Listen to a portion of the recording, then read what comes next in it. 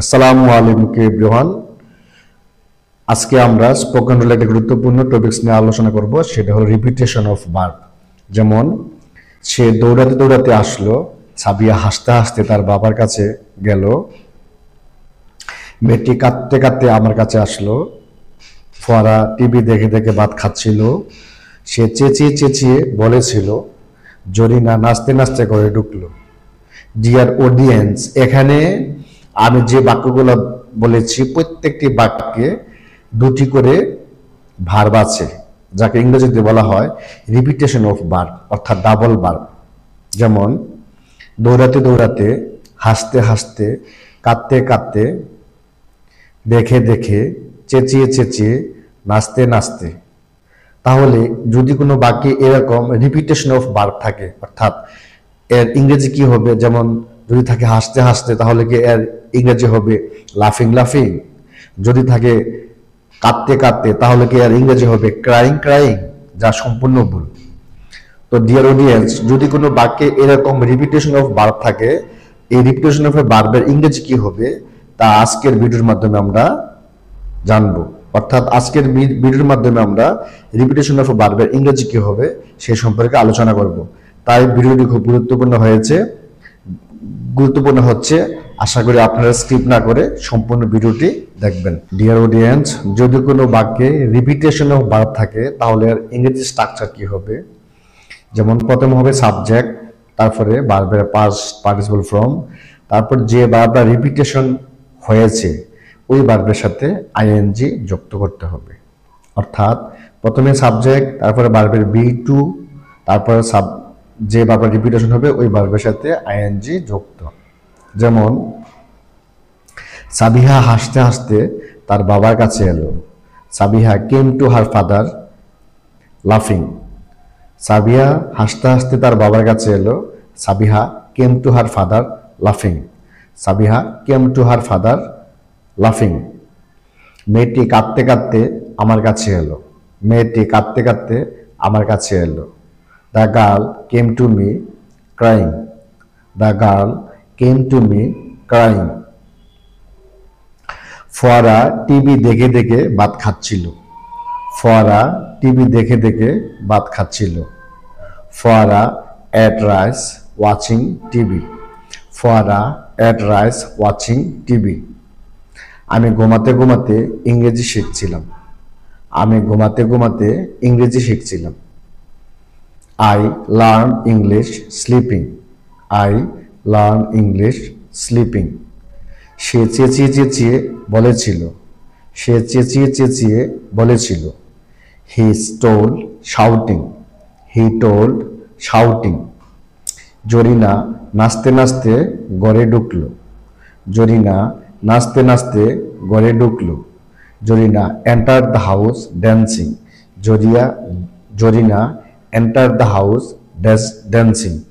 এখানে repetition verb হলো নাচতে নাচতে, যার কারণে এখানে ভার্বের ড্যান্স ভার্বের সাথে আইন যুক্ত হয়েছে, এটা হয়েছে ড্যান্সিং। যেমন ফাতিহা বক বক করতে করতে আমার সামনে আসলো, ফাতিহা বক বক করতে করতে আমার সামনে আসলো। এটার ইংরেজি হবে Fatiha came in front of me wobbling, Fatiha came in front of me ওয়েবলিং।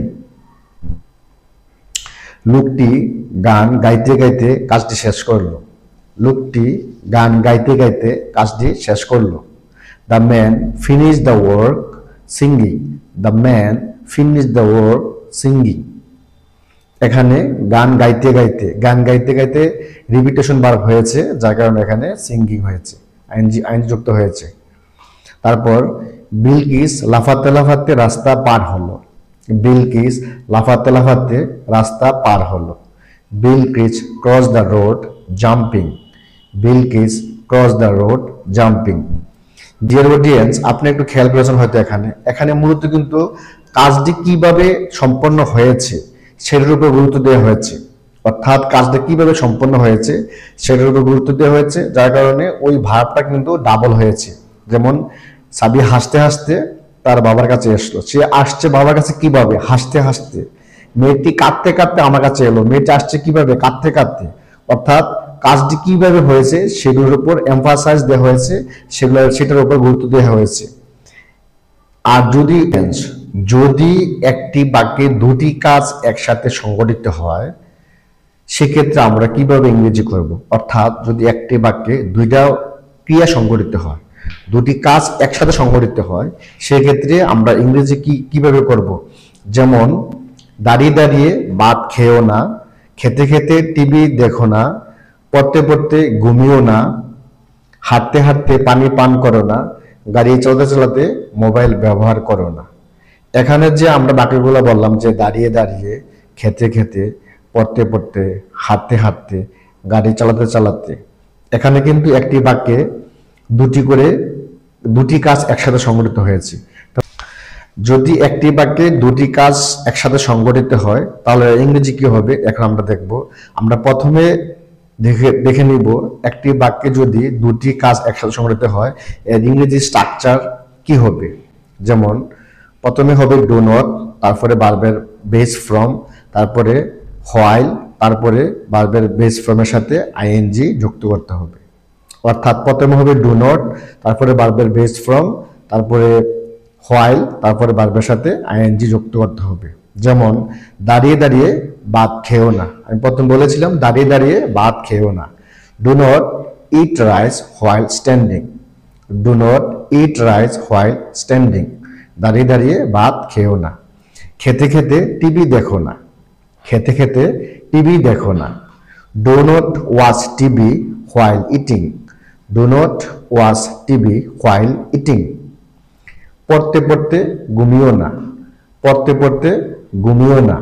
Do not slip while reading, do not slip while reading. হাঁটতে হাঁটতে পানি পান করো না, হাঁটতে হাঁটতে পানি পান করো না। Do not drink water while standing, do not drink water while walking, do not drink water while walking.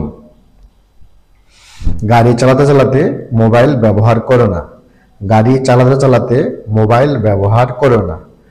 Do not use mobile while drinking, do not use mobile while driving car, do not use mobile while driving car, do not use mobile while driving কার।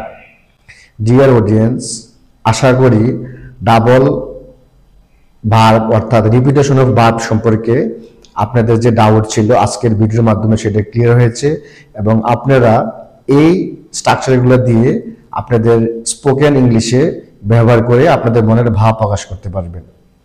তো আশা করি আজকের ভিডিওতে আপনাদের উপকার হয়েছে। তো আপনারা ভালো থাকবেন। পরবর্তী ভিডিও দেখার আমন্ত্রণ জানিয়ে আজকের ভিডিওটি এখানে শেষ করলাম। ততদিন পর্যন্ত ভালো থাকেন, সুস্থ থাকেন। ধন্যবাদ সবাইকে। আল্লাহ হাফেজ। আসসালামু আলাইকুম।